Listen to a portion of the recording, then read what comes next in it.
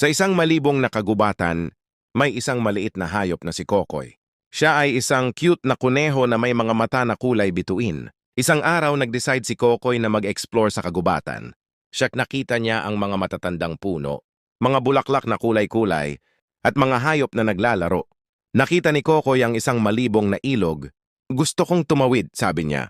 Pero biglang may isang malibong na isda ang lumangoy. Huwag kang tumawid, Kokoy. May mga panganib sa kabilang bahagi, sabi ng isda.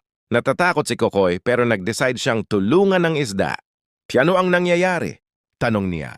Sinabi ng isda na may isang malibong na hayop na nanggugulo sa kagubatan. Tulong mo kami, Kokoy, sabi ng isda.